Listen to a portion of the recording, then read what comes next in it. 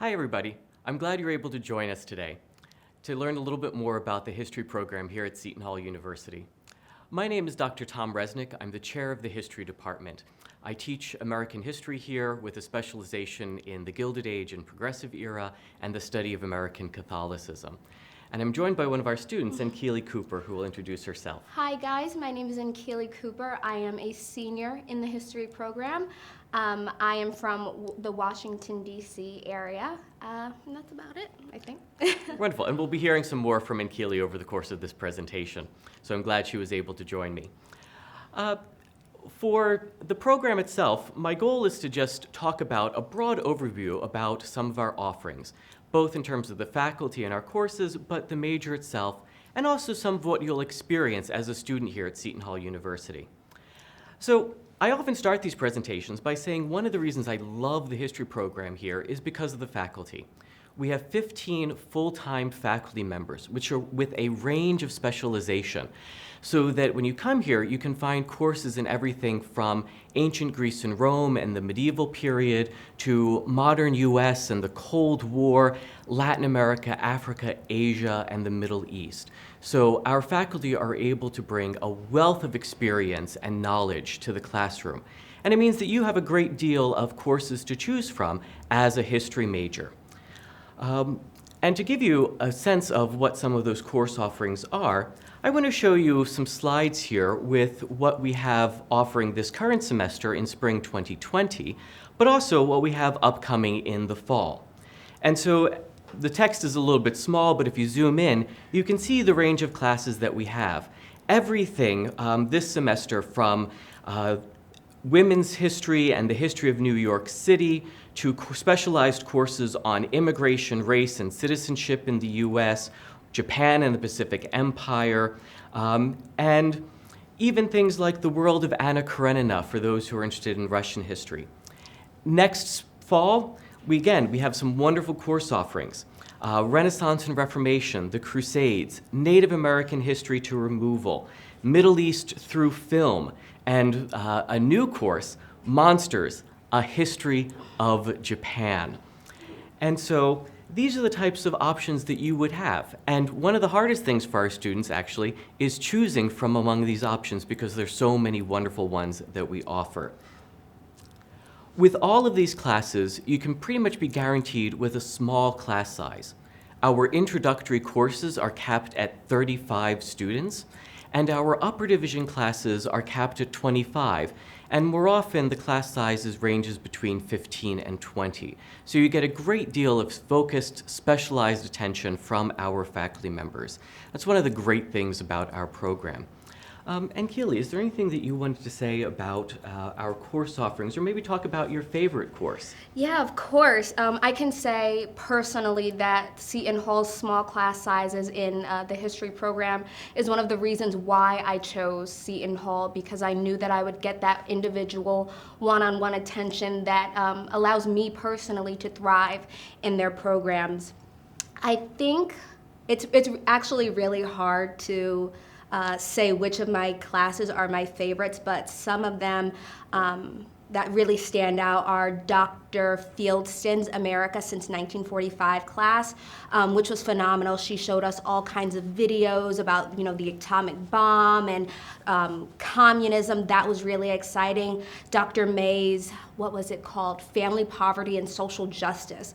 Really just opened my eyes to so many, the inner workings of our country and how we personally can affect change in the nation, which was really phenomenal for me. Yeah. And for those of you who might not know what a college-level history class is like, they're very different from high school classes or even the stereotypical college class that you might see in movies where it's large lecture halls. And one of the great things here about Seton Hall is that not just in history, but across the board, we don't have those sort of 600-person lecture halls. If you visit our campus, you'll see that we don't have even those sorts of lecture halls here on campus. So our programs can't offer them. It means you can't get lost in the shuffle. You will get a great deal of personalized attention from your faculty in history and in all of our other departments. So we certainly see that as one of the core strengths that we have here. In addition to our courses, I wanted to say a little bit about the history curriculum because I'm sure you're curious about what you need to do to be a history major. And so here we have a slide that shows what the history major requires. History requires 36 credits, and it's divided into 3 general areas. The first, we ask all students to take 6 credits, or 2 courses, of introductory courses. And you can choose from a range of our 1,000 level offerings, whether world history, Western Civ, or US history, or something a little bit more specialized like history of Latin America 1 and 2, Africa, Middle East, or Asia 1 and 2. If you come in with AP credit, those will count towards the introductory courses. The next courses that we have are 9 credits of historical methods courses, and this is where we train you to become the historian. Our goal is to give you the tools and the practice that you need in order to conduct your own research. Everything from formulating historical questions to navigating library resources to ultimately feeling comfortable advancing your own argument, your own interpretation of the past. Because that's what history is. You are making a claim about what you feel is important about the past, and we want you to feel comfortable making your views known. So all students in the history major take 3 methods courses.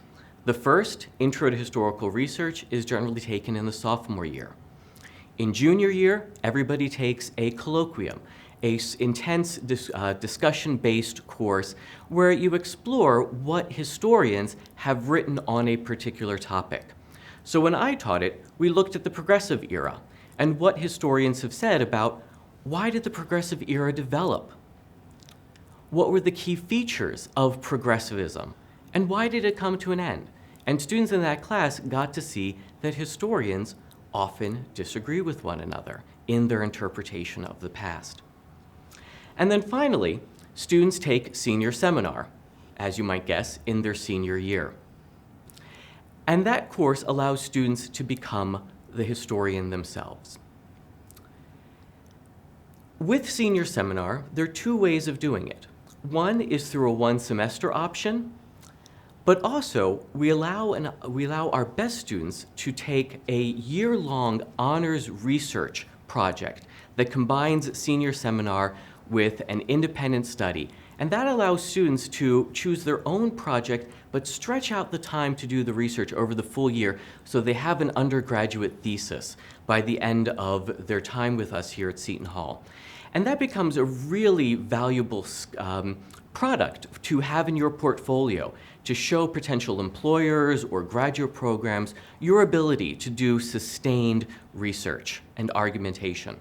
And in fact, Keely is doing an honors research project this semester. So why don't you tell people about what you're up to? Yeah, of course. So I have been in the honors senior seminar for about a year now, and it is tough. What I'm doing my honors thesis on racial violence against children after the Brown v. Board decision, and it really has allowed me to work at my own pace and become the historian. So working at my own pace has been a little tough because, you know, you're about to go out into the real world, so no one's going to be looking over your shoulder 24/7. So this has allowed me and my colleagues to really hold ourselves accountable.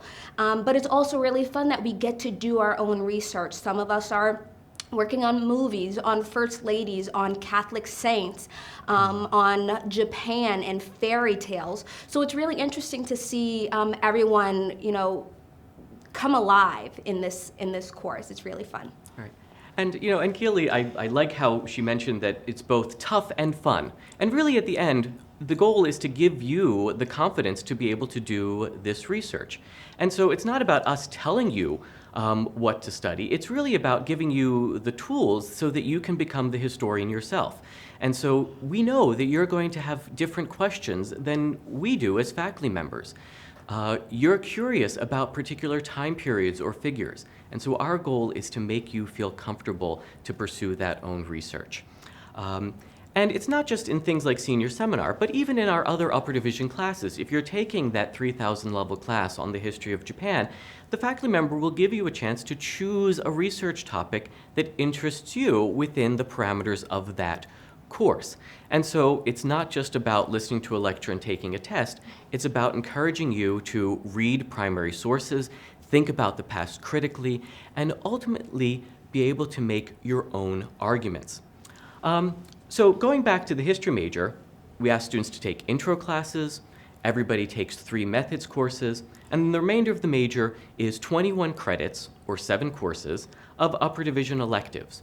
We don't care which courses you choose, but we simply ask that you take one that is an advanced US class, one that's advanced European, one that's pre-1750, one that is sort of global, so Africa, Asia, the Middle East, or Latin America, and then 3 free electives. And so this gives you a broad range of opportunities to pursue classes that interest you. And with the 36 credit history major, it also means that most of our history majors have room in their schedule to pursue a double major or to pursue a minor or 2.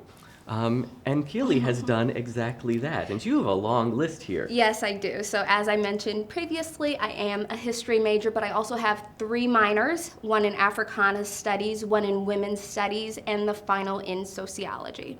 And I know what you're thinking. I have not had to extend my education past these 4 years, and I haven't had to take a summer class. I've been able to accomplish all of this in 8 short semesters.